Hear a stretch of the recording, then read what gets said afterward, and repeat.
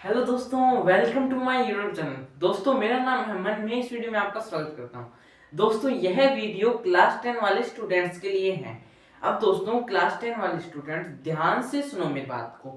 इस वीडियो में दोस्तों मैं आपको बताने आया हूँ जो भी जितने भी चैप्टर है ना फर्स्ट फ्लाइट की, वो अपने इस वीडियो में कवर करेंगे।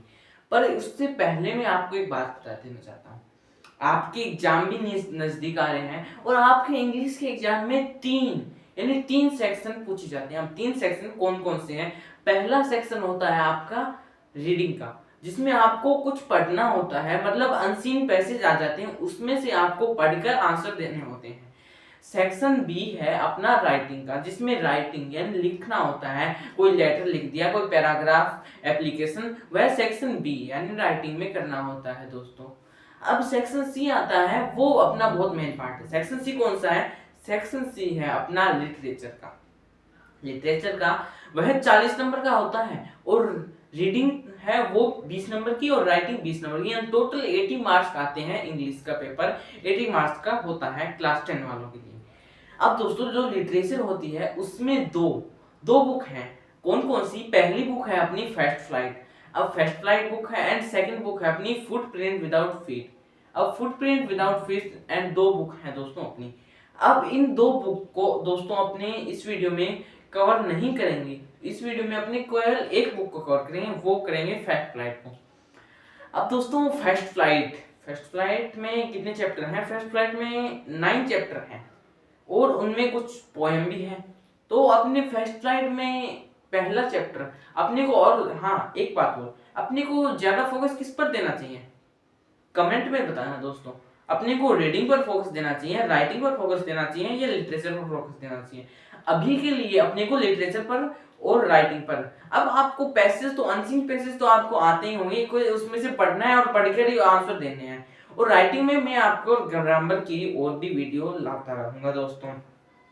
मेन पार्ट जो अपना आता है इंग्लिश का, वो आता है जो भी लिटरेचर में बुक हैं, दो बुक हैं, वो उन बुक को कवर करना है। उन बुक के जो भी क्वेश्चन आएंगे ना वो अपने करेंगे दोस्तों। वह मेन पार्ट है। देखो, लिटरेचर 40 नंबर का आता है, उसमें कोई भी क्वेश्चन पूछा जा सकता है, कोई भी पोएम का, कोई भी चैप्टर का, किसी भी बुक में से।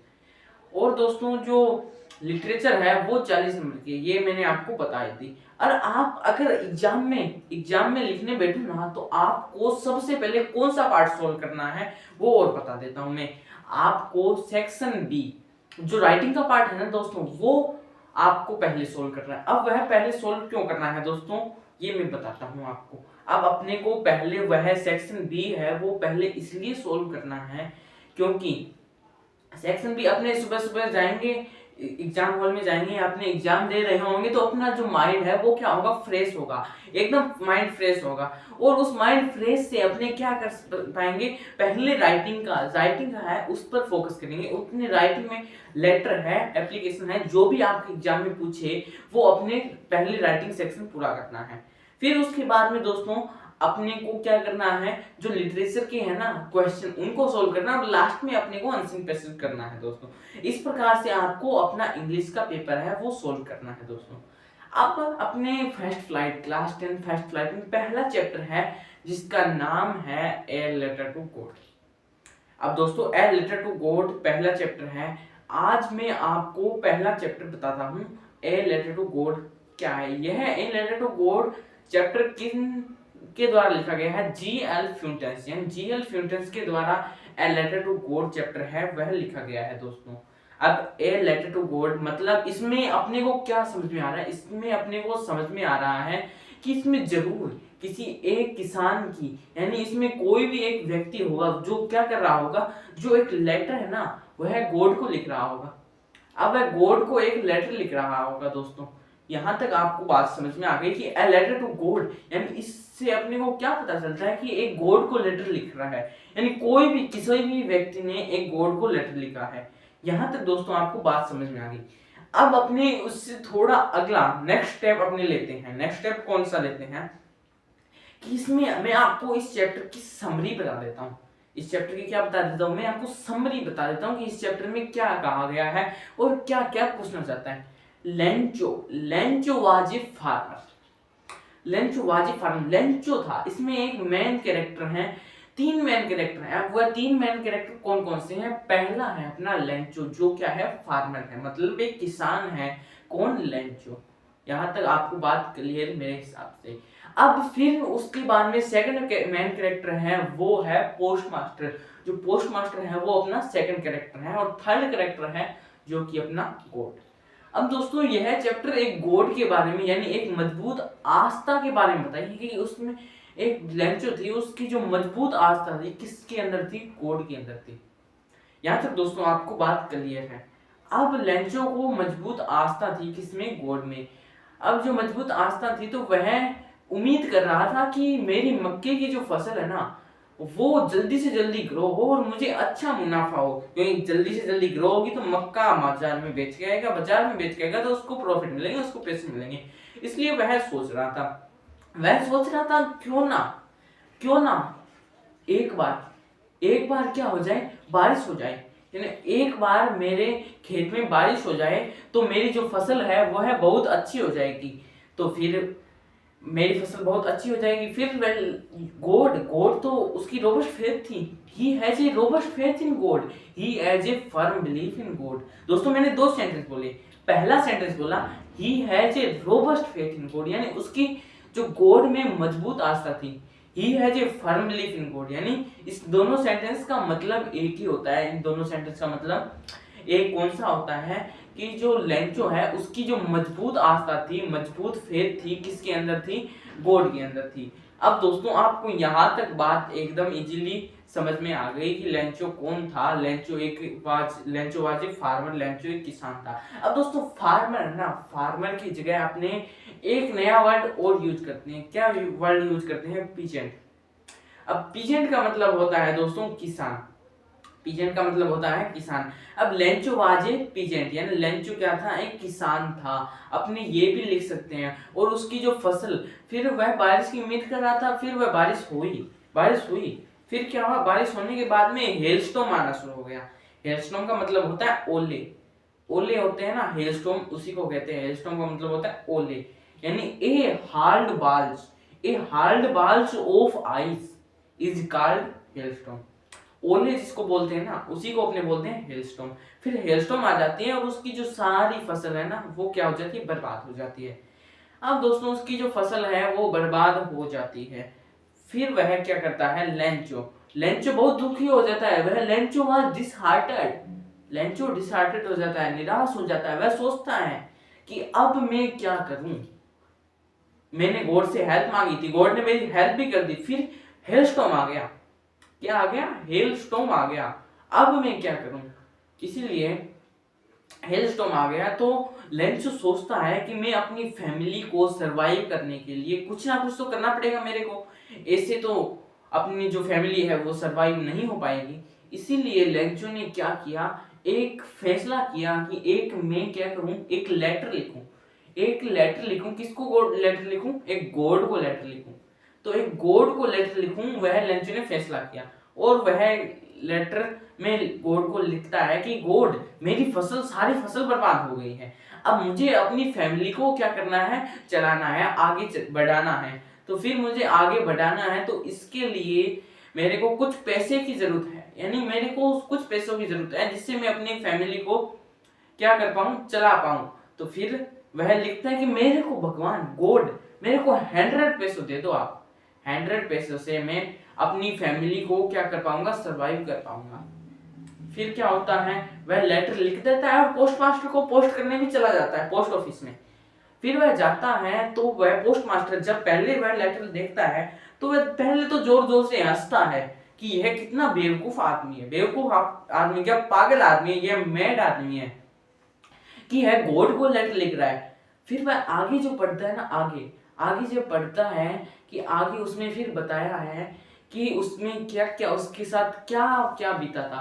वह बताता है, वह लेटर है उसमें पढ़ता है कि मेरी सारी फसल बर्बाद हो चुकी है, मुझे 100 पैसों की जरूरत है क्योंकि मैं अपनी फैमिली को सरवाइव करना चाहता हूँ।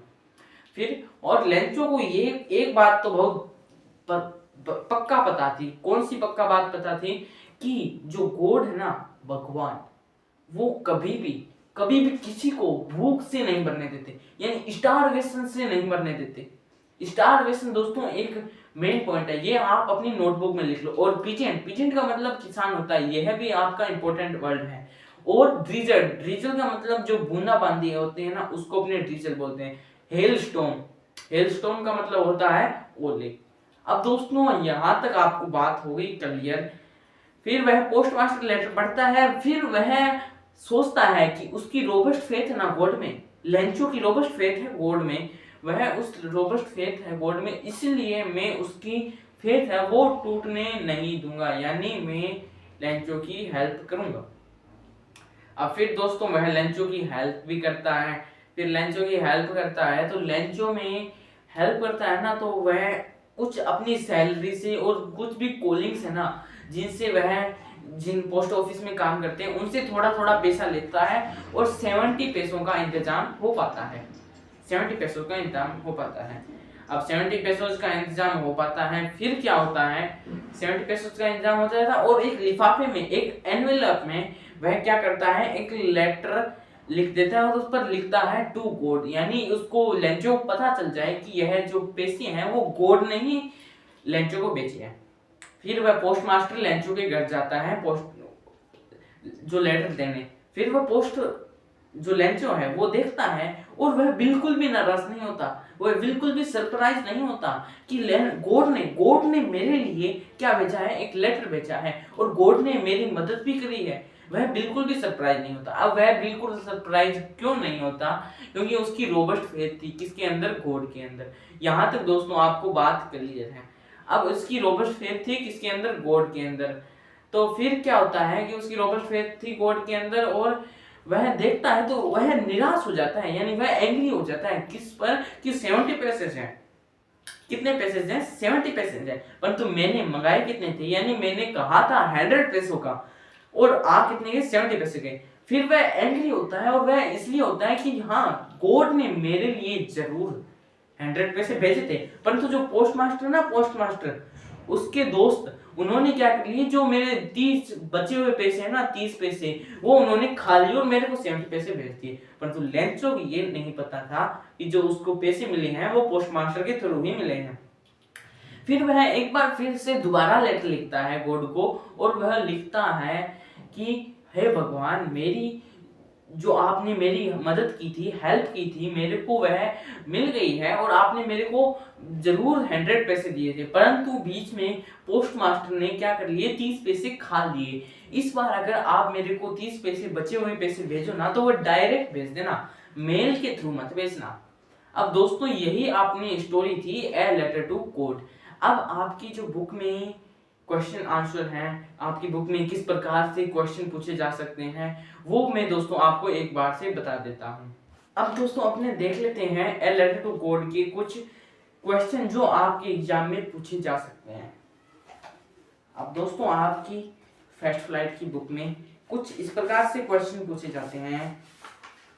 जैसे पहला क्वेश्चन पूछ लिया जाएगा कि what did Lencho hope for, मतलब कि जो लेंचो है वो किस चीज की उम्मीद कर रहा था, यानी किसकी होप कर रहा था। तो लेंचो होप किसकी कर रहा था, कि लेंचो बारिश की, रेन की क्या कर रहा था, होप कर रहा था कि रेन हो जाए और मेरी जो फसल है वो क्या हो जाए, बढ़िया हो जाए और जिससे मैं अच्छा प्रॉफिट पा सकूंगा। नेक्स्ट क्वेश्चन आपके पूछा जा सकता है, how did the rain change what happened to Lencho field, जो रेन थी वो कैसे चेंज हो गई, फिर व्हाट हैपेंड टू, और लेंचो के खेतों का क्या हुआ। इसमें ये पूछा है कि how did the rain change, यानी रेन किस में चेंज हो गई थी, रेन हेलस्टॉर्म में चेंज हो गई थी, हेलस्टॉर्म में रेन चेंज हो गई थी। फिर हेलस्टॉर्म में रेन चेंज हुई तो उसकी जो सारी फसल थी, मक्की की फसल थी ना, वो क्या हो गई, बर्बाद हो गई, लेंचो की फील्ड बर्बाद हो गई। नेक्स्ट आपको पूछा जा सकता है, what were Lencho feeling when the hailstorm, hello जो जब रुकी तब लेंचो की क्या फीलिंग थी, लेंचो क्या सोच रहा था, लेंचो सोच रहा था कि अब मैं मेरी फैमिली को कैसे सरवाइव कर पाऊंगा, अब मेरे को मेरी फैमिली सरवाइव करनी है, इसलिए मुझे एक लेटर लिखना चाहिए। ये दोस्तों लेंचो सोच रहा था जब हेल क्या हुई थी, रुकी थी। नेक्स्ट और आपके क्वेश्चन पूछे जा सकते हैं, was Lencho surprised to find a letter for him with money in it, इसमें पूछा है कि लेंचो, क्या लेंचो सरप्राइज हुआ था जब उसको पैसे मिले थे? ना, लेंचो बिल्कुल भी सरप्राइज नहीं हुआ था। जबकि उसको जो पैसे थे वो मिले थे, तब लेंचो बिल्कुल भी सरप्राइज नहीं हुआ था। What made him angry? और उसकी वजह वह एंग्री भी हुआ था। और वह एंग्री किस वजह से हुआ था? वह एंग्री इस वजह से हुआ था क्योंकि उसने मंगाए थे 100 पैसे। उसने मंगाए थे 100 पैसे, परंतु आ कितने गए? आ गए 70 पैसे। तो इसमें वह सोचा कि जो 30 पैसे हैं उन्होंने पोस्ट मास्टर ने ले लिए, इसीलिए लेंचो क्या हो गया था? एंग्री हो गया था। Would Lencho have complete faith in? Lencho की कंप्लीट फेथ किसके अंदर है? ये तो अपनों ने बार बार पढ़ा था कि Lencho has robust faith in God, he has a firm belief in God. यानी लेंचो की जो होप है, यानी क्या पूछा है इसमें? हैव कंप्लीट फेथ, यानी कंप्लीट फेथ है वो किसमें है? गॉड में है दोस्तों। और पूछे जा सकते हैं why postmaster send money to Lencho, why does he sign the letter God? जो पोस्टमास्टर था उसने लेंचो को लेटर क्यों भेजा? अब क्यों भेजा भाई लेटर? लेंचो को मनी थे वो क्यों भेजे? अब लेंचो को मनी इसलिए भेजे क्योंकि लेंचो की जो फेथ थी, रोबस्ट फेथ थी गॉड के अंदर, वो ना टूटे। यानी उसकी जो रोबस्ट फेथ थी वो सेक ना हो, हिले ना, इसलिए उसने वो लेंचो को लेटर भेज दिया, जिसमें लिफाफे में एनवेलप में कुछ 70 पैसे डाल के भेज दिया। अब वह उसने एक साइन क्यों किया था कि टू गॉड? उसने साइन इसलिए किया था कि जो लेंचो है वो क्या हो? सरप्राइज ना हो। लेंचो सरप्राइज ना हो कि गॉड ने ही मेरे लिए क्या भेजे हैं? लेटर भेजे हैं, यानी गॉड ने मेरे लिए पैसे भेजे हैं। इसलिए जो पोस्टमास्टर था उसने क्या करा कि जो टू गॉड है वह चैप्टर उसमें सिग्न करके भेजा एन एनवेलप में। दोस्तों यहाँ तक आपको बात क्लियर होती है कि a letter to God chapter में क्या क्या पूछा है, क्या क्या नहीं पूछा है। अब दोस्तों नेक्स्ट चैप्टर है अपना Nelson Mandela, long walk to freedom. अब दोस्तों यह है नेल्सन मंडेला चैप्टर। यह साउथ अफ्रीका के पहले ब्लैक प्रेसिडेंट हैं। साउथ अफ्रीका के पहले ब्लैक प्रेसिडेंट कौन है? नेल्सन मंडेला है। अब दोस्तों नेल्सन मंडेला ने है ना 30 साल वह जेल में रहे, यानी उन्होंने पूरी जवानी तो जेल में रहकर बिता दी, यानी 30 साल तक वह जेल में रहे। क्यों रहे? क्योंकि पहले साउथ अफ्रीका में क्या हुआ करता था कि जो व्हाइट मिनोरिटीज हैं वो ब्लैक मिनोरिटीज के साथ क्या करते थे? डिस्क्रिमिनेट करते थे, यानी अत्याचार करते थे उन पर। किसकी वजह से? ऑन द फेस, यानी उनकी जो फेस का जो कलर है उसकी वजह से, कि गोरे रंगों के लिए ये, ब्लैक कलर के लिए ये, इसलिए तो डिस्क्रिमिनेशन करते थे वो। इसलिए उनमें भी कौन थे? नेल्सन मंडेला साहब थे, नेल्सन मंडेला जी थे। अब नेल्सन मंडेला जी थे तो नेल्सन मंडेला ने क्या कहा कि मैं इस देश को आजाद करवाऊंगा, यानी अपने देश को नहीं, साउथ अफ्रीका की बात कर रहे थे। नेल्सन मंडेला बोले मैं इस देश को एक ना एक दिन तो जरूर आजाद करवाऊंगा। फिर नेल्सन मंडेला 30 साल बाद जेल से बाहर निकलते हैं तो वह पहले फर्स्ट ब्लैक प्रेसिडेंट बनते हैं ऑफ साउथ अफ्रीका। कब बनते हैं ये दोस्तों आपको बात इंपॉर्टेंट है? 10 मई 1994, यानी 10 मई 1994 को नेल्सन मंडेला थे वो क्या बनते हैं? फर्स्ट ब्लैक प्रेसिडेंट बनते हैं साउथ अफ्रीका के। दोस्तों यहां तक आपको बात क्लियर? अब नेल्सन मंडेला थे वह ब्लैक प्रेसिडेंट बन जाते हैं, तो प्रेसिडेंट बनने के बाद में वह क्या कहते हैं कि मैं पहले तो उन सभी लोगों का धन्यवाद करना चाहूंगा जिन्होंने मुझे क्या किया कि एक ब्लैक प्रेसिडेंट जो प्रेसिडेंट बना दिया, फर्स्ट ब्लैक प्रेसिडेंट बना दिया साउथ अफ्रीका का। तो वह पहले तो उनको धन्यवाद करते हैं और धन्यवाद देने के बाद में वह बताते हैं कि जो व्हाइट पीपल से डरता था, और जो व्हाइट पीपल थे वो डरते थे, नहीं ब्लैक पीपल थे वो डरते थे। किन से डरते थे? व्हाइट पीपल से डरते थे। इसीलिए वह उस डर को खत्म करने के लिए आज मैं उन सारी बातों को क्या करता हूँ? जड़ से मिटा देता हूँ। क्यों मिटा देता हूँ? और व्हाइट पीपल्स को ये 2 ऑप्शन दिए थे। व्हाइट पीपल्स को कौन कौन से ऑप्शन दिए थे? पहला उन्होंने बताया था कि या तो हम तुम पर अत्याचार करेंगे, जिन्होंने व्हाइट पीपल ने ब्लैक पर किया तो ब्लैक बोल रहे हैं कि हम तुम्हारे पे अत्याचार करेंगे, और हम तुम्हारे पे अत्याचार करेंगे और दूसरा ऑप्शन दिया कि अब तुम, अगर हम तुम पे अत्याचार ना करें तो तुम अब यहीं पर खत्म हो जाओ और अब अपने एक देश का यानी पूरे साउथ अफ्रीका का क्या बनाए, एक नया कॉन्स्टिट्यूशन बनाए। तब सभी ने, अब बदला तो कौन लेना, बदला तो लेंगे ना। फिर व्हाइट पीपल थे, वह बदला क्यों देना चाहते थे, बदला क्यों लेना चाहते थे, इसलिए उन्होंने कहा कि हाँ अब जो भी गलती हुई उनसे हम समझ आते हैं और एक अपना अपने देश का क्या करते हैं, साउथ अफ्रीका का एक नया कॉन्स्टिट्यूशन बनाते हैं, यानी एक नया संविधान बनाते हैं जिसमें white people black people are equal. दोस्तों यहाँ तक फिर नेल्सन मंडेला बताते हैं कि एक व्यक्ति की दो विशेषताएं होती है। पहली तो विशेषता होती है उसके परिवार यानी पारिवारिक सदस्यों के साथ, उनके बच्चों के साथ, उनके माता पिताओं के साथ, और दूसरी होती है अपने देश के लिए यानी अपनी कम्युनिटी के लिए, अपनी पीपल के लिए। नेल्सन मंडेला ये भी बताते हैं कि जब वे छोटे थे तब उनके लिए पूरी आज़ादी आज़ादी थी। फिर वह नेल्सन मंडेला जब धीरे धीरे ग्रो होते गए या धीरे धीरे बढ़ते गए तब उन्होंने, नेल्सन मंडेला को समझ में आया कि यह आज़ादी नहीं है, आज़ादी हमारे लिए तो है ही नहीं उस समय की। अब दोस्तों यह अपना था चैप्टर नेल्सन मंडेला। उसमें लास्ट में नेल्सन मंडेला ये भी बताते हैं कि oppressor and oppressed both are prison. Prison का मतलब होता है कैदी। जो जुल्म करता है और जो जुल्म सहता है दोनों क्या होते हैं, कैदी होते हैं, एक दूसरे में क्या होते हैं, कैदी होते हैं। अब दोस्तों ये अपना था चैप्टर 2 था जिसका नाम था नेल्सन मंडेला। कौन थे नेल्सन मंडेला? नेल्सन मंडेला थे एक first black president of south Africa. यहां तक दोस्तों आपको बात एकदम इजीली क्लियर है। अब नेल्सन मंडेला साउथ अफ्रीका के पहले ब्लैक प्रेसिडेंट थे।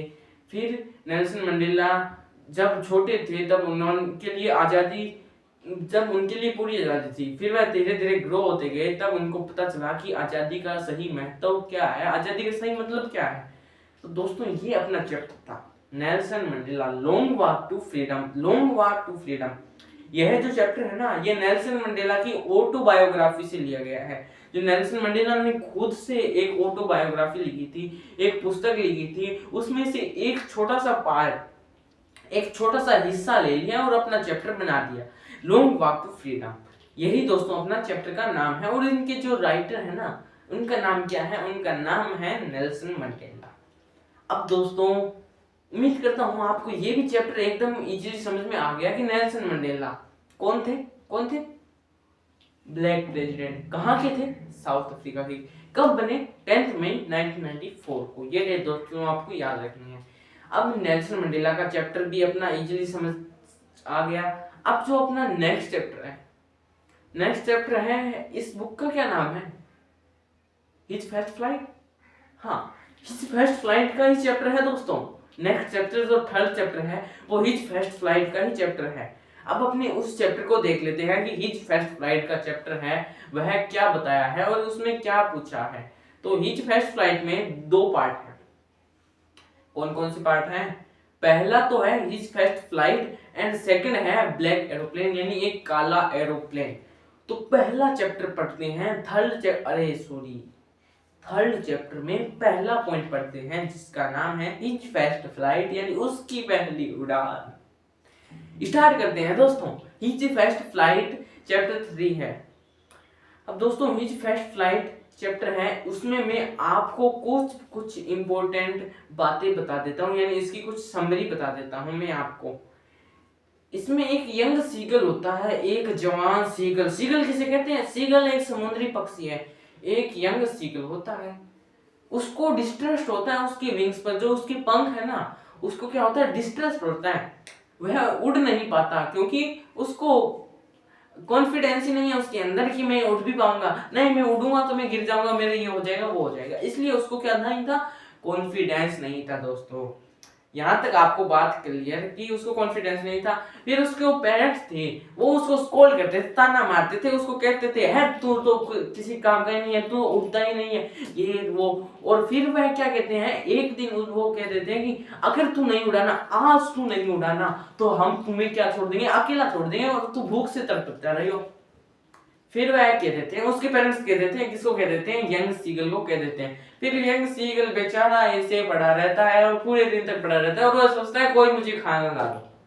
परंतु उसकी माँ, उसकी ब्रदर वो मदर नोटिस करती है और एक मछली का टुकड़ा अपनी चोंच में उड़ा के लाती है, और उस चोंच में उड़ा के लाती है तो फिर वह क्या करती है, उसके पास आ रही होती है। तब वह बच्चा देख रहा होता है कि हाँ मेरे लिए भोजन ला रही है। फिर वह माँ है ना, वो बीच में रुक जाती है, बीच में उसने ब्रेक लगा ली, बीच में रुक जाती है। फिर वह तड़पता हुआ सीगल इधर उधर करता हुआ वह उसने एक फर्स्ट फ्लाइट ले ली, उसने पहली उड़ान ले ली, जिसमें वह उड़ता उड़ता उड़ता उड़ता गया। फिर उसको 1 मिनट बाद में एहसास हुआ कि मैं अब उड़ चुका हूँ। फिर उसको खाना खुना भी लाके देते हैं, परंतु वह पूरे दिन से भूखा था, इसलिए उसको खाएगा तो सड़ेगा, इसलिए उसको कुछ खाना भी लाके देते हैं। फिर वह अपने परिवार में मौज मस्ती करता है कि कैसे सीखते हैं, ऐसे उड़ते हैं और कैसे पानी में समुद्र में डुबकी लगाते हैं वगैरह वगैरह। ये सब बताते हैं कौन, उसके पेरेंट्स बताते हैं। किसके पेरेंट्स बताते हैं? यंग सीगल के पेरेंट्स बताते हैं।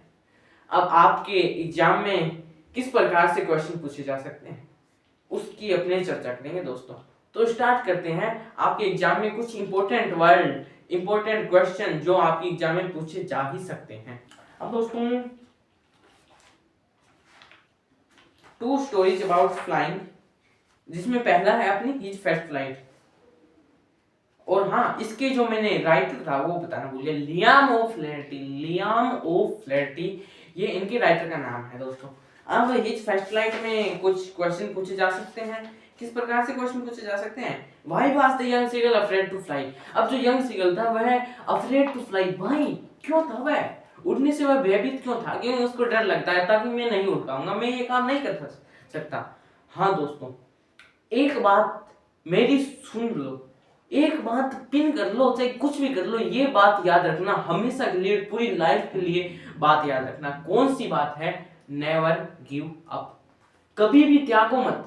कोई भी काम है ना, उसको काम को करो। अगर तुम्हारे कुछ भी हुआ है, मान लो कि तुम्हारा ये हाथ ये कट गया, मान लो तुम्हारी पैर है, पैर में चोट आ गई, यानी चोट आ गई पैर में, तो फिर और मान लो पैर में चोट आ गई और तुमको रेस में यानी रेस प्रतियोगिता में भाग लिया है, तो तुम ये नेवर गिव अप यानी उसको छोड़ो मत, लगी है फिर भी दौड़ो, ट्राई करो, कभी ना कभी तो आप सक्सेस जरूर होगे। दोस्तों ये मेरी बात आप कान खोल के सुन लेना कि नेवर गिव अप, कभी भी किसी भी चीज को अपने को छोड़ना नहीं है, त्यागना नहीं है उस चीज को।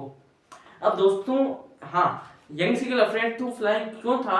वह इसलिए था क्योंकि उसको डिस्टर्ब था उसकी विंग्स पर कि वह उड़ नहीं पाएगा। नेक्स्ट है अपना the sight of the food maded him, जो भोजन था वह उसको पास क्यों बुला रहा था? क्योंकि वह पास उसको इसलिए बुला रहा था क्योंकि अब वह पूरे दिन से भूखा था, इसलिए उसको कुछ तो खाने को लिए चाहिए ना खाने के लिए कुछ, इसीलिए वह उसको साइट ऑफ मैडेड हिम यानी उसको पागल बना दिया था भोजन ने। नेक्स्ट और क्या पूछा जा सकता है आपके? Have you ever had a similar experience where your parents encourage you to do something. अब आपको कोई भी आपके पेरेंट्स ने कोई काम पे मजबूत किया है, जरूर पूरा फोर्स लगाया है और वो काम आप कर नहीं रहे हो, उसकी ऑटोबायोग्राफी आपको लिखनी है अपने हाथ से। दोस्तों ये अपना चैप्टर था his first flight, true stories about flying अपना चैप्टर है, जिसमें अपने पहला चैप्टर पहला पॉइंट पढ़ लिया है जिसका नाम है हिज फर्स्ट फ्लाइट। और इनके राइटर का नाम, दोस्तों राइटर का नाम आपको याद रखना ही रखना है, ये एग्जाम में पूछा ही जाता है। ए लेटर टू गॉड का कौन है? जी.एल. फ्यूंटस। नेल्सन मंडेला कौन है? Nelson Mandela. और ट्रू स्टोरीज अबाउट फ्लाइंग में पहला पार्ट है हिज फर्स्ट फ्लाइट, उसका कौन है? लियाम ओ फ्रेडरिक। अब दोस्तों अपना सेकंड टॉपिक पर पढ़ते हैं, सेकंड पार्ट है टू स्टोरीज अबाउट फ्लाइंग का, जो है ब्लैक एरोप्लेन। अब मेरे को बात बताओ, क्योंकि ब्लैक एरोप्लेन है ना, अब ब्लैक एरोप्लेन से आप क्या समझ रहे हो? कमेंट में लिख देना कि आप ब्लैक एरोप्लेन से क्या समझ रहे हो, आपको क्या क्या उम्मीद है कि ब्लैक एरोप्लेन में क्या होना चाहिए। ब्लैक एरोप्लेन में एक काला एरोप्लेन है, यानी एक ब्लैक एरोप्लेन, इसी का यही मतलब होता है कि ब्लैक एरोप्लेन यानी एक काला एरोप्लेन। यही दोस्तों स्टोरी है फ्रेडरिक फोर्सिथ। फ्रेडरिक फोर्सिथ, ये किसने लिखा है? इनके राइटर का नाम है Frederick Forsyth. Frederick Forsyth plane उड़ा रहे होते हैं, कहां से? पेरिस से लंदन। वो पेरिस में होते हैं और उनको लंदन जाना होता है, इसलिए वह पेरिस से लंदन प्लेन उड़ा रहे होते हैं। फिर वह पेरिस से लंदन प्लेन उड़ा रहे होते हैं तो वह चल पड़ते हैं और फिर वह पेरिस क्रॉस करते हैं। तब वह देखते हैं कि आगे ब्लैक यानी स्टॉर्मी यानी तूफानी क्लाउड आ जाते हैं। फिर वह सोचते हैं कि मैं फैमिली जाऊंगा, लंदन जाऊंगा, लंदन में अपनी फैमिली के साथ मिलूंगा और अच्छा ब्रेकफास्ट करूंगा और पिज्जा बर्गर सब खाऊंगा। इसलिए उनके मन में ये चल रहा होता है और जल्दी से जल्दी मुझे लंदन पहुंचना है, उनके मन में ये चल रहा होता है। फिर वह आगे देखते हैं कि ब्लैक स्टॉर्म क्लाउड आ गए। क्या आ गए? काले तूफानी बादल आ गए। अब काले तूफानी बादल आ गए तो फिर वह क्या करते हैं, काले तूफानी बादल आ गए तो वह सोचते हैं कि अब मैं वापस तो ले नहीं सकता, वापस क्यों जाना है, अब मैं इतनी बार तो पहली बार तो मौका मिला है जाने के लिए और उसी समय हम ना थे। फिर वह घुसा देते हैं उसके अंदर, उसमें घुसा देते हैं, किसके अंदर? स्टॉर्म के अंदर घुसा देते हैं प्लेन को और अपने सारों पूरे जो पैसेंजर थे उनकी जान जोखिम में डाल देते हैं, जान खतरे में डाल देते हैं। और फिर वह देखते हैं कि उसका कंपास है वो भी बंद हो गया और उनके सारे इंस्ट्रूमेंट है, लोकेशन वगैरह वो भी सब बंद हो गई। अब जो फ्रेडरिक फॉर्सिथ है वो कह रहे हैं भगवान मैं तो आ रहा हूं, अब मैंने सारों की जान जोखिम में डाल दिया, अब आप ही हो जो मेरे को बचा सकते हैं। फिर एक वो देखते हैं कि एक ब्लैक एरोप्लेन यानी एक दूसरा एरोप्लेन वहां से क्रॉस कर रहा होता है और ब्लैक एरोप्लेन एक लाइट कर रहा होता है कि आप मेरे पास फॉलो करते हुए चलो।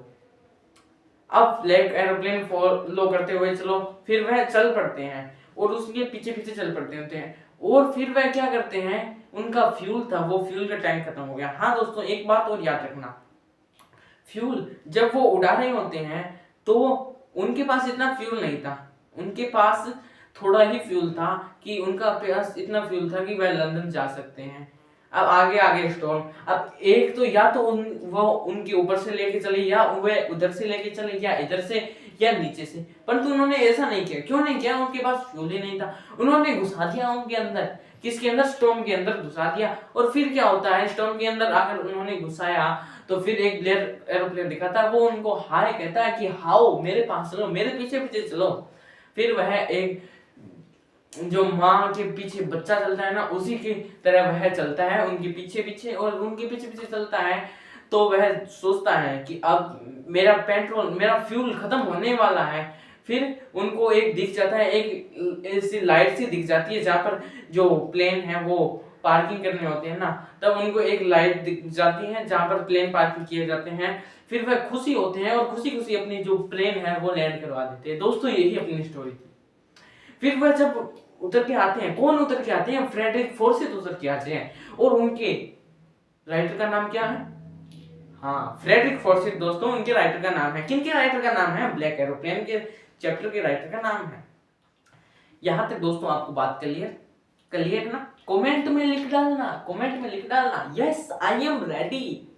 अब दोस्तों फिर क्या होता है, वह पूछते हैं और जो एयर होस्टेस होती है, जो काम करते हैं ना, जो मेन अधिकारी होते हैं उनके पास जाते हैं और उनको कहते हैं कि आज किसने प्लेन उड़ाई थी, आज कोई एक एरोप्लेन था क्या, ब्लैक एरोप्लेन? फिर वह कहता है आज तो किसी ने ब्लैक एरोप्लेन उड़ाई नहीं और आज तो केवल आपकी ही प्लेन उड़ी थी। फिर वह सोचता है कि वह कौन था जिसने मेरी मदद की, मैं उसको थैंक यू तक नहीं कह सका। दोस्तों ये अपना चैप्टर था ब्लैक एरोप्लेन का। अब दोस्तों मैं आपको इसके कुछ क्वेश्चन बता देता हूं, किस प्रकार के आपके क्वेश्चन आ सकते हैं। I will take the risk, what is the risk? मैं रिस्क लूंगा। और रिस्क क्या था? रिस्क यह था कि वह उसके अंदर घुसा रहे थे, बादलों के अंदर, और बादलों के अंदर घुसा रहे थे और जान मेरी भी जोखिम है और पैसेंजर की जान भी क्या है, जोखिम है। इसलिए वो दोनों की जान जोखिम में डाल रहा था और उन्होंने क्या ले लिया, रिस्क ले लिया।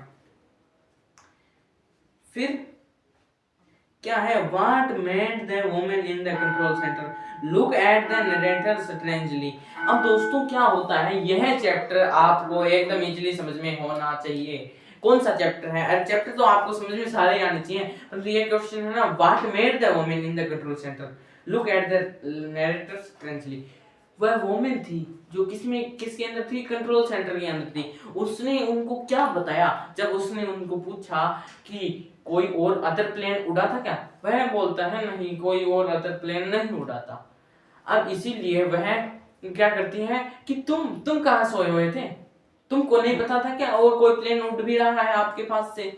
आज तो तुम्हारी ही प्लेन उड़ी थी और तुम ही उस प्लेन को इधर उधर से चला रहे थे। वह बात किसने कही थी? वुमेन कंट्रोल सेंटर ने कही थी दोस्तों। अपना यह चैप्टर भी होता है समाप्त। Two stories about flying. Next chapter है दोस्तों अपना from the diary of Anne Frank. अब दोस्तों from the diary of Anne Frank है ना, इनके राइटर का नाम क्या है? जल्दी मेरे को बताओ, कमेंट में लिखो कि इनके राइटर का नाम क्या है। एन फ्रैंक ही है इनके राइटर का नाम। अब एन फ्रैंक है दोस्तों, वह क्या करती है, अब इसके बारे में मैं आपको बताता हूँ दोस्तों, एन फ्रैंक के बारे में। अब दोस्तों एन फ्रैंक के बारे में अपने पढ़ते हैं कि एक एन फ्रैंक एक लड़की है, कितने साल की है? 11 साल की है। क्या 11 साल की है? 13 साल की है? 11 साल की है। 11 साल की है? No no no no, Anne Frank was 13 year old. और कौन सी गर्ल थी? जूइश गर्ल थी। जो बात करती है ना उसको अपने बोलते हैं जूइश गर्ल। 13 साल की है, याद रख लेना 13 साल की है। मैं बता रहा हूँ, मेरे को पता है इसलिए बता रहा हूँ मैं। तो Anne Frank 13 year old Jewish girl है, बातें ज्यादा करती है। और फिर उनके जो मैथ के जो टीचर है ना मिस्टर कीजिंग, उनकी उनके साथ बनती नहीं थी। उनके साथ नहीं बनती थी, एन फ्रैंक की उन मास्टर के साथ नहीं बनती थी, उन मैथ के टीचर्स के साथ नहीं बनती थी। अब नहीं बनती थी तो अब इसका मतलब नहीं बनती तो फिर उनको डर भी लगता होगा, उनके साथ बातें भी नहीं करते इतने। फिर क्या होता है, एन फ्रैंक जब रिजल्ट आ रहा होता है, जब रिजल्ट आ रहा होता है किसका? मैथ का, तब सभी बच्चों की ऐसे ऐसे लातें कांप रही होती हैं। अरे लाते लातें टांग रही होती हैं। अरे लातें कांप रही होती है ना। मजाक कर रहा था मैं, सीरियस में कभी मत लेना। कभी भी पढ़ो ना तो सीरियस तो होके कभी पढ़ना ही नहीं, सीरियस नहीं पढ़ना, एकदम खुश मिजाज से एकदम मस्त माइंड से पढ़ना है अपने को। अब क्या पढ़ना है, अब उनकी बनती नहीं थी। फिर उन्होंने टीचर थे वो क्या करते हैं, उनको एक चैटर बॉक्स पर एक पैराग्राफ देते हैं कि तुम बहुत बोलती हो इसलिए तुम एक लेटर लिख के लाना, एक पैराग्राफ लिख लेना चैटर बॉक्स पर। अगले दिन वह लिख के ले आती है, लो सर मैंने लिख के ला दिया चैटर बॉक्स पर। फिर वह क्या करती हैं, दूसरा लेटर देते हैं और चैटर बॉक्स पर उससे भी बड़ा देते हैं। चैटर बॉक्स पर ही लिखना है पर उससे भी बड़ा टाकेटिव कर। फिर वह लेटर भी एक पैराग्राफ भी एकदम इजीली लिख देते हैं। फिर लास्ट पैराग्राफ देते हैं, वह एन फ्रैंक है, वह इजीली लिख देती है। अब दोस्तों एन फ्रैंक थी, 13 साल की लड़की थी, जूइश गर्ल थी, मिस्टर कीजिंग के साथ उनकी बनती नहीं थी। मिस्टर कीजिंग ने उनको एक पैराग्राफ दिया, 3 पैराग्राफ दिए और एन फ्रैंक ने तीनों पैराग्राफ एकदम इजीली कर लिए। तो दोस्तों उन्होंने एकदम 3 इजीली कर लिए थे। फिर क्या होता है, अब देखिए अब मेन बात आती है कि अब मेन बात कौन सी आती है ये सोचना। अब उन्होंने पैराग्राफ दिए थे, पैराग्राफ उनको इजीली कर लिए। फिर बात आती है कि अब जो मिस्टर कीजिंग थे जिनकी उनके साथ बनती नहीं थी, किनकी उनके साथ नहीं बनती थी, एन फ्रैंक की मिस्टर कीजिंग के साथ नहीं बनती थी। फिर मिस्टर कीजिंग ने बोल दिया कि अब तुम बातें कर सकते हो, अब तुम क्या कर सकते हो, बातें कर सकते हो। ठीक है दोस्तों, फिर बातें कर सकते हो। फिर अपना यही चैप्टर है, एन फ्रैंक था, उसका कोई दोस्त भी नहीं था। हाँ दोस्त भी नहीं था। फिर वह सोचती है उसके माता पिता और उसकी एक बड़ी गर्ल थी, वो कितने साल की थी, वो 16 साल की थी। फिर वह सोचती थी और उसके 30 फ्रेंड भी थे। कितने फ्रेंड थे? 30 फ्रेंड थे एंड 30 फ्रेंड थे। 30 फ्रेंड थे उसके, 30 दोस्त थे, परंतु वह ट्रू फ्रेंड नहीं थे। सच्चा दोस्त कोई नहीं है दोस्तों, सच्चा दोस्त कोई नहीं है। सच्चा दोस्त वही है जो अपनी बात को बात तक ही सीमित रखे, उस बात को आगे ना बढ़ाए, यानी किसी को दूसरे को शेयर ना करे। तो दोस्तों उसने एनी फ्रैंक ने सोचा कि जो paper has more patience than people. Paper के पास मोर पेशेंट होता है, जो पेपर होता है ना उसको मोर पेशेंट होता है। पेपर किसी को कुछ नहीं बताता। इसलिए जो एनी फ्रैंक है ना, उसने एक डायरी थी, एनी फ्रैंक को एक गिफ्ट में मिली थी उसके बर्थडे के दिन। तब उसको 13वें बर्थडे के दिन उसको एक डायरी गिफ्ट में मिली थी। उस डायरी में लिखा था और उसके फादर को वह डायरी मिल गई और वही आपके चैप्टर को बना दिया, from the diary of Anne Frank. दोस्तों उम्मीद करता हूं from the diary of Anne Frank एकदम इजीली समझ में आ गया। अब from the diary of Anne Frank दोस्तों इजीली समझ में आ गया, तो अब अपना नेक्स्ट चैप्टर की ओर पढ़ते हैं। 5th चैप्टर है, कौन सा है next 5th chapter? Glimpse of India. Glimpse of India है दोस्तों। इसमें पहला पार्ट है ना, पहला पार्ट वो है ए बेकर फ्रॉम गोवा, जिनके राइटर हैं Lucio Rodrigues a baker from Goa. अब दोस्तों बेकर फ्रॉम गोवा को अपने पुराने जमाने में बेकर क्या थे, जो कुछ बनाते थे, बेकरी वगैरह बनाते थे, किसमें गोवा में बनाते थे, तो वह बहुत फेमस होते थे। कहीं पर भी शादियों में होते तो बेकर जरूर मिलते थे। आप पहले पुराने जमानों में तो वह बेकर मिलते थे। तो बेकरों को उस जमाने में क्या कहा जाता था, bakers are known as poders. Bakers को पेडर्स बोला जाता था। क्या बोला जाता था? बेकर्स को पेडर्स बोला जाता था। PADERS पेडर्स बोला जाता था। किसको बोला जाता था? बेकर्स को बोला जाता था। बेकर्स क्या काम करते थे? एक बड़ी बड़ी सी एक बॉल सी बनाते थे, जिसमें वो खाने की होती थी, उन्हीं को अपने बेकर बोलते हैं। कुछ पकवान से बनाते थे। फिर क्या होते हैं, वो दिन में एक बड़ा सा लट्ठा सा होता है ना, वो एक से धड़ाम से ऐसे बजाता, फिर बजाते। और वे दिन में कितनी बार आते थे? 2 बार आते थे। कौन आते थे? बेकर आते थे। हाँ, बेकर आते थे, दिन में 2 बार आते थे। बड़े होते हैं उनके लिए तो वो बड़े बड़े, बड़ों के लिए बड़ा और छोटों के लिए छोटा। छोटों के लिए वह चूड़ियां की टाइप सी इस प्रकार से कुछ लाते थे। कौन लाते थे? बेकर लाते थे। वह दिन में 2 बार, एक बार जाते वक्त, एक बार आते वक्त, 2 बार आते थे। अब है बेकर फ्रॉम गोवा। इसमें मोटा मोटा तो यही है कि इसमें क्या बताया गया है कि बेकर्स होते थे पुराने जमाने में गोवा में बेकर थे। और गोवा में जो बेकर्स थे वो बेकरी का काम करते थे, और गोवा में बहुत प्रचलित है, बहुत सारी शादियों में आपको मिलते हैं। और वह दिन में 2 बार आते थे। तो वह छोटे बच्चों होते हैं, छोटों के लिए वो एक चूड़ियां टाइप की लाते हैं, चूड़ियों की टाइप की जो बेकर्स होते हैं वो लाते हैं। बैंगल, छोटी चूड़ियां लाते हैं, जिनको बच्चे खाते हैं। असली की चूड़ियां नहीं, वो उनका इस डिजाइन बना के लाते हैं। कौन लाते हैं? A baker from Goa. Baker लाते हैं, जो कहां से होते हैं? गोवा से होते हैं। इसके राइटर का नाम क्या है? लुकियो रोड्रिग्स। कमेंट में दोस्तों सभी राइटर्स का नाम लिख देना। अगर भी वीडियो आपको पसंद आती है तो लाइक शेयर सब्सक्राइब करना मत भूलिएगा। दोस्तों अपना नेक्स्ट ग्लिम्स ऑफ इंडिया में नेक्स्ट पार्ट है, जिसका नाम है कुर्ग। अब दोस्तों कुर्ग, लोकेश अब्रोल इनके राइटर का नाम है। कुर्ग ए बेकर फ्रॉम गोवा। दोस्तों मैंने आपको बता ही दिया। नेक्स्ट अपना क्या आता है? कुर्ग आता है। एक बार मेरे को आर्मी जनरल कृपा कुर्ग दोस्तों एक पुराने जमाने में लोग हुआ करते थे, जो एक प्रकार की ड्रेस पहना करते थे। और हाँ, बेकर फ्रॉम गोवा में मेरे को एक बात और याद आई। कौन सी? जो वो ड्रेस पहनते थे, वो कौन सी ड्रेस पहनते थे? कबाई ड्रेस पहनते थे। और आपने चैप्टर कुर्ग में, यह चैप्टर है जो मिजोर के एक कस्बा था, उस चैप्टर वहां से ये बनाई गई है। और कुर्ग के राइटर का नाम क्या है? एक बार मैं बता देता हूँ आपको। कुर्ग के राइटर का नाम लोकेश अब्राल, और ए बेकर फ्रॉम गोवा के लुकियो रोड्रिग्स, और कुर्ग के हैं लोकेश अब्राल। दोस्तों जो कुर्ग हैं वो कुर्ग और Kodagu the smallest district of Karnataka. ये जो कर्नाटका है उसका जो स्मॉलेस्ट डिस्ट्रिक्ट यानी छोटा डिस्ट्रिक्ट है, कहाँ, जिसका नाम है कुर्ग। उसमें दोस्तों पुराने जमाने के लोग रहते थे, उनके रीति रिवाज रहते थे, और उनमें एक फेमस थे, एक इंडियन आर्मी थे, first chief of Indian army. वो कौन थे? जनरल कृपा। ये दोस्तों बस इसमें छोटा सा चैप्टर है। इसमें मेन बात आपको ये याद रखनी है कि कुर्ग एक प्राचीन पुराने जमानों की बारे में बातें बताया करते थे। यह कहाँ का पार्ट है? एक कर्नाटका के एक छोटे से जिले का नाम है, जिसका नाम है कुर्ग। और जो इंडियन आर्मी थे जनरल कृपा, वो भी क्या थे? वाजे कुर्गी। दोस्तों कुर्गी, CORGI, जनरल कृपा वो थे क्या थे? कुर्की थे। और वह कुछ जो पुराने जमाने में जो हंट किया करते थे, लोगों को कुछ जड़ी बूटियां बनाया करते थे, वो कुर्ग के बारे, उस कुर्ग के चैप्टर में बनाया गया है। उसमें मोटा दोस्तों यही है। अब आपको कुर्ग चैप्टर ही एकदम इजीली समझ में आ गया कि इसमें क्या क्या बताया है। अब अपना नेक्स्ट चैप्टर कौन सा है?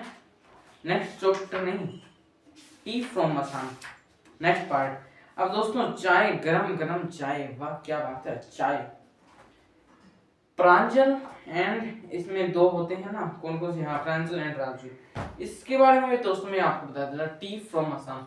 प्रांजल एंड राजवीर दोनों अपने खास दोस्त होते हैं, बेस्ट फ्रेंड होते हैं। प्रांजल राजवीर को अपने घर लेके जा रहा होता है, फिर वह रास्ते में देखता है जो राजवीर राजवीर के पिताजी उन प्रांजल को मिलते हैं, और प्रांजल देखता है कि बहुत सारे टी, यानी असम में बहुत सारे टी को देखते हैं जो कि चाय पत्तियों के, जो चाय के बगान से होते हैं, उनको वह देखते हैं। टी फ्रॉम असम, यही इस चैप्टर का नाम ही क्या है, टी फ्रॉम असम, इसीलिए दोस्तों यह चैप्टर बना है अपना। अब फिर जो प्रांजल है वो बहुत एक्साइटेड होता है, उसको बहुत नॉलेज होता है, वह बताता है कि ये जो चाय अपने पीते हैं ना, ये चाय ये किससे बनी है, किससे बनी है ये चाय, आप बताना मेरे को। यह चाय बनी है अपनी, किससे बनी है, यह चाय पुराने रीति रिवाजों से चलती आ रही है। एक बार इसमें दो स्टोरी कौन बताता है, प्रांजल बताता है। इसमें दो स्टोरी बताता है, मेन दो स्टोरी हैं दोस्तों। अब दो मेन स्टोरी कौन कौन सी है वह सुनिए। अब पहली स्टोरी है, प्रांजल बताता है, किसको बताता है, राजवीर के जो फादर है ना उनको बताता है। प्रांजल बताता है कि एक बार एक राजा था, उसके लिए पानी गर्म हो रहा था और चाय के पेड़ के नीचे हो रहा था, और चाय के पेड़ की एक पत्ती उस पानी के अंदर आ गई और उसमें टेस्ट बदल गया। तो फिर राजा कहता है कि हाँ मेरे को अब इसी प्रकार का चाय लेके आया करो, मेरे लिए इसी प्रकार की। तो उसका लिए क्या हो गया, टेस्ट बढ़ गया था, टेस्ट बढ़ गया था उसके लिए। एक स्टोरी तो ये इससे चाय उत्पादन हुई, और एक स्टोरी ये है कि एक बुद्ध था, एक संत था, वो क्या था, उसको नींद नहीं आती थी। उसने सोचा मेरी पलकों है ना, ये आंख की जो पुतलियां सी होती हैं, इनको मैं काट लूं, और काट के फिर उन्होंने जब जैसे ही काटा ना, तो वह पलकें जमीन पर गिरी, ये पलकें जमीन पर गिरी ना, तब उसी से एक चाय का पौधा हो गया, इसी से चाय का पौधा हो गया। ये बात अपने को अजीब सी लग रही है, परंतु वो जो राजा वाली बात थी वो अपने को एकदम रियल बात लग रही है, परंतु आपकी बुक में दो स्टोरी दी हुई है, इसलिए मैंने दो स्टोरी बता दी। फिर प्रांजल ऐसी नॉलेज देता है, प्रांजल इतना ध्यान देता है, किनको देता है, बताता है राजवीर के फादर को। फिर राजवीर के फादर बोलते हैं वाह बेटा वाह, क्या तूने ज्ञान दिया है। फिर राजवीर को बुलाते हैं, देख देख तेरा दोस्त क्या बोल सकता है, तेरे दोस्त को इतनी नॉलेज है क्या, तेरे को नॉलेज है, इतनी नहीं नॉलेज है। अब दोस्तों एक बात और सुनो, जो भी किसी के यानी मान लो आपके पिताजी के पास अगर मैं आऊं, तो आपके पिताजी मेरी जो बढ़ाई है, मेरी जो काबिलियत है उसको बहुत पसंद करेंगे, उसके लिए वह ग्रेट माहिर हासिल करेंगे, मेरी बहुत प्रशंसा करेंगे कि देखो तुम्हारा ये लड़का कितना पढ़ रहा है, तुम क्यों नहीं पढ़ता। अब दोस्तों ऐसे तू मैं होती रहती है, अपने के बीच में मजाक में होते रहते। तो दोस्तों टी फ्रॉम असम आपको एकदम समझ में आ गया ना, टी फ्रॉम असम। इसमें प्रांजल एंड राजवीर होते हैं, वो कहाँ पे जा रहे होते हैं, राजवीर के फादर के पास मिलने के लिए जा रहे होते हैं, और वह देखता है कि चाय के बागान होते हैं। फिर प्रांजल होता है, वह दो स्टोरी बताता है राजवीर के फादर को, राजवीर के फादर एक्साइटेड होते हैं उसके प्रांजल के नॉलेज को। दोस्तों यही अपनी स्टोरी थी। अब अपने नेक्स्ट चैप्टर कौन सा है अपना, पांचवा ग्लिम्स ऑफ इंडिया। दोस्तों मैंने आपको बता ही दिया ग्लिम्स ऑफ इंडिया कौन सा चैप्टर है, पांचवा फिफ्थ चैप्टर है। और टी फ्रॉम असम के जो राइटर हैं वो है अरूप कुमार दत्ता। नेक्स्ट चैप्टर है दोस्तों 1 2 3 4 चैप्टर और बचे हैं। तो नेक्स्ट चैप्टर है मिचबिल द ऑटर, जो गेविन मैक्सवेल के द्वारा लिखे हुए हैं, गेविन मैक्सवेल, इनके राइटर का नाम मिचबिल द ऑटर के गेविन मैक्सवेल। अब दोस्तों जो गेविन मैक्सवेल है उनका एक पालतू कुत्ता होता है, उनका पालतू एक कुत्ता होता है जे पेट डॉग, एक पालतू कुत्ता होता है, वह उनको पाल रहे होते हैं और उनके कुत्ते की मौत हो जाती है। फिर वह बहुत गुस्सा क्या, वह बहुत ही निराश हो जाते हैं कि मेरा कुत्ता मर गया, मेरा बहुत पालतू कुत्ता मर गया।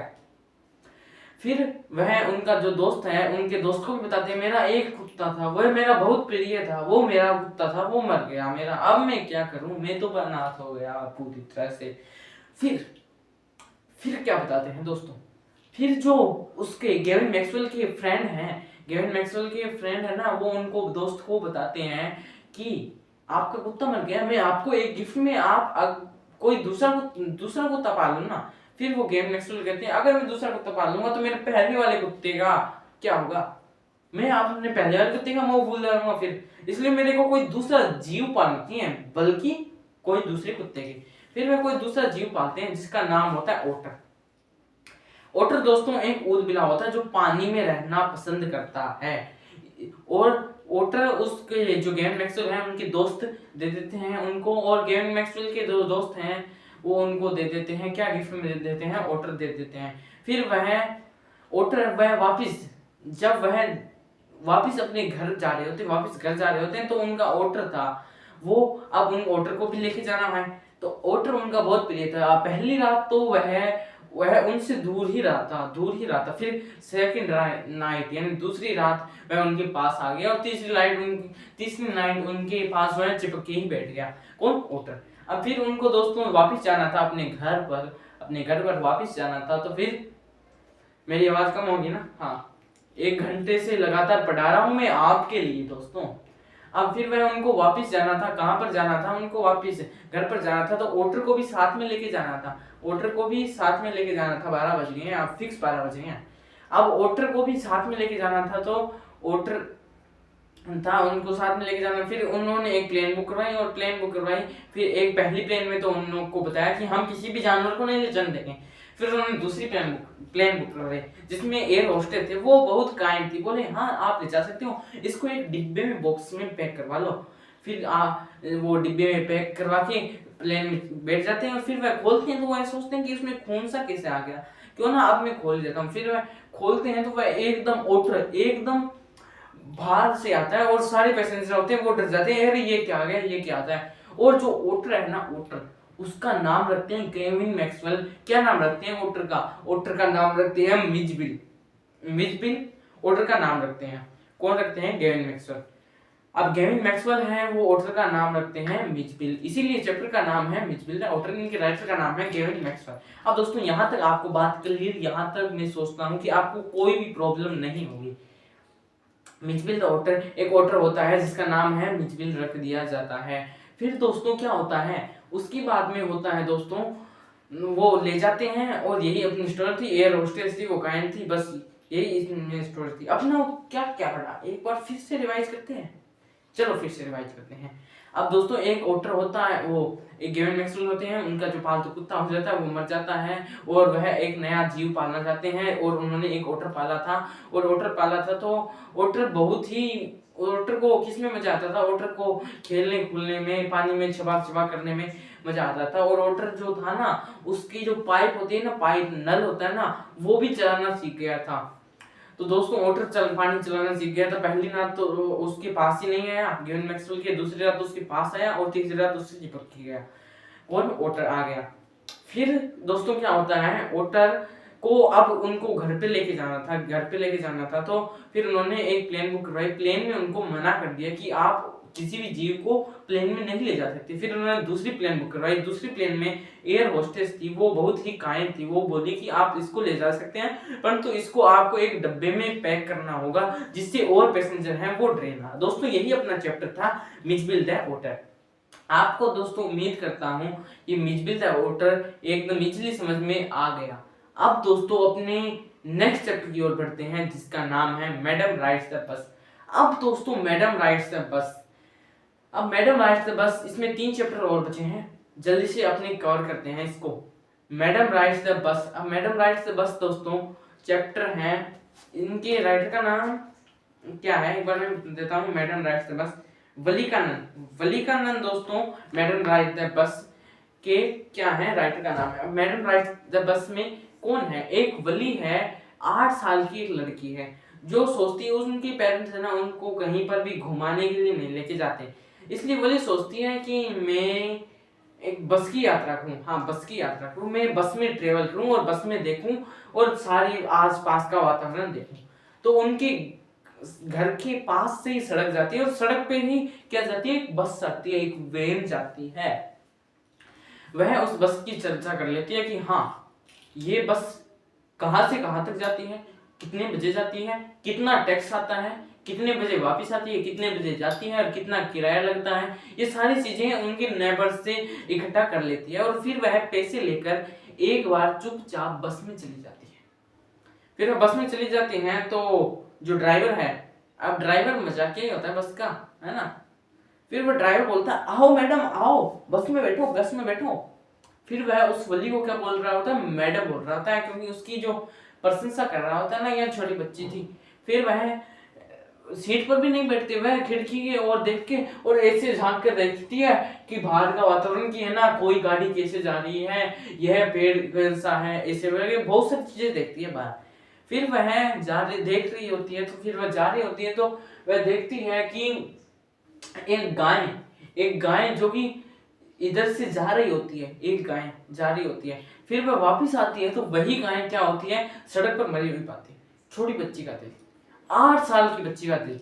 अब देखो 8 साल की बच्ची ने देख लिया कि गाय मर गई। जो गाय सुबह अपने पहले जा रहे थे तब क्या थी, जब हम जा रहे थे तब वह चल रही थी, जब वह जिंदा थी, और जब वापिस आते वक्त उसने देखा कि वह मर गई है। अपने कोई भी चीज अपने पास होती है तो वह कितनी प्यारी होती है, अगर वही चीज अपनों से दूर चली जाती है तो अपने को कितना बुरा लगता है। दोस्तों कमेंट में लिख के बताना। अब दोस्तों इसमें जो वली है फिर वह वापस आ जाती है, तो वह बहुत ही रोने के जैसा उसका मुंह हो जाता है, उसका जो दिल है वो टूट जाता है। किस वजह से टूट जाता है कि उसकी गाने जो गां थी वो मरी हुई देखती है, इसीलिए। अब दोस्तों गायें मरी हुई देखती हैं, इसीलिए वह निराश हो जाती है, डिसअपॉइंटेड हो जाती है। फिर निराश हो जाती है तो फिर वह क्या करती है, निराश हो जाती है और फिर वह वापस घर पर आती है और घर पर चुपचाप किसी को नहीं बताती और किसी को पता भी नहीं चलता, उसकी मदर सो रही होती है, तभी वह जाके वापस आ जाती है। दोस्तों यही अपना चैप्टर था मैडम राइड्स द बस, जिसमें एक मैडम के बारे में बताया गया है जो वली है। वली मैडम में आखिर में वास्तव में मैडम नहीं है, परंतु वली को मैडम बनाया गया है। और इसमें अपने को बताया है कि वली बस में यात्रा करती है, फिर वह बस में बहुत सारी चीजें देखती है और उसको देखती है कि एक गाय मरी हुई पाती है, वह बहुत निराश हो जाती है और फिर वापस घर पे आ जाती है। यही दोस्तों अपना चैप्टर था मैडम राइड्स द बस। दोस्तों उम्मीद करता हूँ कि आपको यह चैप्टर एकदम इजीली समझ में आ गया होगा। नेक्स्ट चैप्टर है दोस्तों अपना the sermon at Banaras. Madam rides the bus के दोस्तों आपको राइटर का नाम याद रखना होगा, कौन था, वली का none. Madam rides the bus के राइटर का नाम है वली का नन। अपना नेक्स्ट चैप्टर है जिसका नाम है, क्या नाम है, the sermon at Banaras. The sermon at Banaras. दोस्तों द सरमन एट बनारस में क्या बताया गया है कि इसमें एक गौतम बुद्ध होते हैं, वह बहुत ही साम्राज्य, उनका बहुत बड़ा साम्राज्य होता है। वह देखते हैं अपना बहुत बड़ा साम्राज्य होता है, वह उनकी शादी भी हो जाती है, उनके 2 बेटे होते हैं और 2 बच्चे होते हैं। और फिर वह देखते हैं, शिकार करने जाते हैं, तो वह देखते हैं कि मैं मार रहा हूँ, मैं हंट कर रहा हूँ, मैं किसी जीव को मार रहा हूँ। अगर वह जीव मर गया, अगर वह जीव मर जाता है तो अपने को कितना बुरा लगता है, अगर अपने को कोई मारे। इस तरह से वो उनके बारे में और उनकी बातें, उनके विचार थे, उनको वह सीरियस ले लेते हैं कि यह जीवन क्या है, ये जीवन कैसे होता है, ये मृत्यु क्यों होती है, ये इसलिए। अब दोस्तों अपना जो चैप्टर है द सरमन एट बनारस, इसमें गौतम बुद्ध होते हैं, वो अपने जो साम्राज्य है, किंगडम है, वो जहां पर वह पैदा हुए थे उनको वह छोड़ देते हैं और राजपाट में यानी संन्यास ले लेते हैं। कौन ले लेते हैं, गौतम बुद्ध है वो संन्यास ले लेते हैं। अब गौतम बुद्ध संन्यास ले लेते हैं दोस्तों, फिर गौतम बुद्ध संन्यास ले लेते हैं तो उसमें एक किसा गौतमी एक लेडी होती है जिसका एक इकलौता पुत्र होता है, एक इकलौता पुत्र जो कि मर जाता है, इकलौता पुत्र मर जाता है। फिर वह किसा गौतमी रोती हुई जगह जगह घरों पे जाती है कि है ना, मुझे कोई ऐसी दवाई दे दो कि जिससे मैं मेरा बेटा जिसको मैं जीवित कर सकूं। फिर वह कुछ लोग कहते हैं कि नहीं, ये तो ऐसे ही पागल है, ये बुढ़िया तो पागल हो गई है, इस बेटे की मोह है में। दोस्तों जो मेरी वॉइस है वो मैं लगातार 1 घंटे से भी ज्यादा हो गया होगा, इसलिए 1 घंटे से ज्यादा मैं आपको पढ़ा रहा हूँ, इसलिए वॉइस में थोड़ा लो तो होगा ना दोस्तों। हाँ समझ गए आप, कमेंट में लिख देना। अब दोस्तों फिर क्या होता है, एक बूढ़े व्यक्ति ने, एक वृद्ध व्यक्ति उनको बताते हैं, किनको बताते हैं, किसा गौतमी बताते हैं कि हाँ आपका बेटा जिंदा हो सकता है, आपका बेटा जिंदा हो सकता है। कैसे हो सकता है? आपके बेटे को, क्या कह रहा हूं मैं, आपके बेटे को गौतम बुद्ध के पास ले जाइए, गौतम बुद्ध ही सही कर सकते हैं। किनको? आपके बेटे को वापस जिंदा कर सकते हैं। फिर वह किसा गौतमी है, वह गौतम बुद्ध के पास चली जाती है, गौतम बुद्ध के पास चली जाती है। तो फिर वह गौतम बुद्ध है, वो उनको कहते हैं कि मैं आपके बेटे को जीवित कर सकता हूं, पर एक शर्त पर, आप मुझे एक मुट्ठी भर सरसों के दाने ला दो, कहीं से भी, पूरे कहीं किसी भी गांव से आप मुझे एक मुट्ठी सरसों के दाने ला दो, और जहां पर, उस घर से लाना जहां पर किसी की भी मृत्यु ना हुई। किसा गौतमी चली जाती है, जगह जगह घरों में जाती है कि मुझे एक मुट्ठी सरसों के दाने दे दो, एक मुट्ठी सरसों के दाने दे दो, जहां पर हाँ तुम्हारे कोई मरा हुआ तो नहीं है। फिर वह जो लोग होते हैं वो बहुत गुस्सा हो जाते हैं, अरे तुमने मरने की कैसी बात कर ली हमारे साथ, हमारे तो बहुत मरते आ रहे हैं, कोई भी जन्म लेता है वो तो मरता है, अवश्य ही है। फिर वह किसा गौतमी नाराज होते हुए, रोते हुए वापिस आ जाती है, गौतम बुद्ध के पास आ जाती है। फिर गौतम बुद्ध बताते हैं कि संसार में एक ना एक बार व्यक्ति मरता तो जरूर है, व्यक्ति मरता तो जरूर है। फिर किसा गौतमी को समझ में आ जाता है कि कोई ना कोई व्यक्ति है, वो जन्म लेता तो मरेगा तो अवश्य, चाहे कभी मरो, चाहे 80-90 साल बाद मरो, पर तुम मरता जरूर है ना दोस्तों। तो आपको ये बात यहाँ तक द सरमन एट बनारस एकदम इजीली चैप्टर समझ में आ गया होगा। इसके दोस्तों मैं आपको जल्दी से क्या करवा देता हूँ, इसके कुछ मैं क्वेश्चन आंसर करवा देता हूँ द सरमन एट बनारस के। When her son dies, किसा Gautami goes from house to house. What does she ask for? जब उनका जो किसा गौतमी का बेटा मर जाता है तो किसा गौतमी घर घर जाती है, और वह क्या मांगने के लिए जाती है? वह घर घर जाती है, एक मुट्ठी भर सरसों के दाने मांगने के लिए जाती है कि मुझे एक मुट्ठी सरसों के दाने दे दीजिए, जिससे मैं अपने बेटे को जीवित कर सकूं। नेक्स्ट है, what does किसा Gautami understand the second time that she failed to understand the first time? was जो पहली बार वह जाती है कि मुझे वो ऐसी दवाई दे दो जिससे मैं बेटे को जीवित कर लूं, और दूसरी बार जाती है कि मेरे को कुछ ऐसी मुट्ठी भर सरसों की दान दे दो जिससे मैं बेटे को जीवित कर लूं। इससे वह यह समझती है कोई ना कोई जीव व्यक्ति जन्म लेता है तो वह अवश्य तो मरता ही है दोस्तों। यही अपना चैप्टर था sermon at Banaras. Last chapter है दोस्तों इस बुक का, फर्स्ट फ्लाइट का, द प्रोपोजल, जिसको किसने लिखा है? एंटोने चुबुको ने लिखा है। अब एंटोने चुबुको ने दोस्तों लिखा है, किस चैप्टर को लिखा है? The proposal. अब इसमें दोस्तों 3 मेन कैरेक्टर हैं। पहला है एक लोमो, दूसरा है चुबुको, और तीसरा है नताल्या। अब लोमो, चुबुको, नताल्या कौन है वो मैं आपको बता देता हूँ। लोमो, चुबुको, नताल्या, इसमें टेक्स्ट है स्टेपमैन स्टोमनो चुबुको। नताल्या, जो चुबुको है उसकी बेटी है, क्या है, किसका नाम है? नताल्या, और जो लोमो है वो उसका पड़ोसी है। हाँ, इसमें चुबुको, लोमो एंड नताल्या। चुबुको की बेटी है जिसका नाम है नताल्या, और लोमो पड़ोसी है चुबुको का। अब दोस्तों एक बार लोमो मेरे तरह ऐसे कोट पैंट पहन के घर पे चला जाता है, पड़ोसी के घर चला जाता है, और वह फिर चुबुको सोचता है यार वह डेली तो कच्चे बनियान में घूमता है और आज कोट पैंट में कैसे आ गया। फिर वह सोचता है क्यों ये पैसे मांगने तो नहीं है पुराने जमाने, मैंने इससे कुछ पैसे उधार लिए थे, वो पैसे मांगने तो नहीं आया क्या है। फिर लोमो आ जाता है और फिर वह पूछता है कि क्या बात हुई। वह बोला है कि मैं आपकी जो बेटी है ना, क्या नाम है आपकी बेटी का? नताल्या नाम है ना, उससे उसका हाथ मांगने आया हूं, मैं उससे शादी करने आया हूँ। कौन कहता है? ये लोमो कहता है। हाँ, यह लोमो कहता है कि मैं अपने बेटी का हाथ मांगने आया हूँ, आपकी बेटी का हाथ मांगने आया हूँ, मैं आपकी बेटी का शादी करने आया हूँ। ठीक है, यह कौन कहता है? यह कहता है अपना लोमो। फिर चुबुको हो जाता है हैप्पी, वो बोलता है हाँ क्यों ना।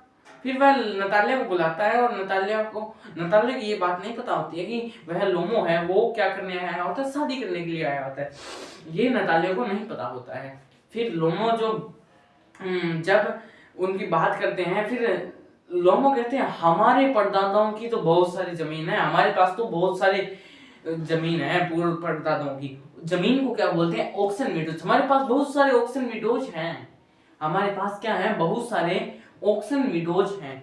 फिर वह कहती हैं कौन कहते हैं ये बात कहती है नताल्या कि हमारे पास तो, हमारे पूर्वजों के पास तो बहुत सारी जमीनें हैं। और फिर लोमो कहता है कि जो जमीन तुम्हारे पास है ना, वो मेरे दादा ने ही तुमको भेंट में दी थी कि तुम अपनी गायों को चरा लेना। वह कौन कहता है? लोमो कहता है। फिर दोनों तरफ मामला गर्म हो जाता है और फिर क्या होता है? लड़ाई शुरू हो जाती है। फिर जो लोमो है ना, उसका जो हार्ट पैल्पिटिंग की प्रॉब्लम है, उसका जो है ना थोड़ी सी बात है ना, वो सीरीज में ले लेना तो है ना, उसको बस उसकी बीपी सब हाई होने लग जाती है, उसको चक्कर से आने लग जाते हैं। इसलिए उसको हार्ट पैल्पिटिंग की प्रॉब्लम थी।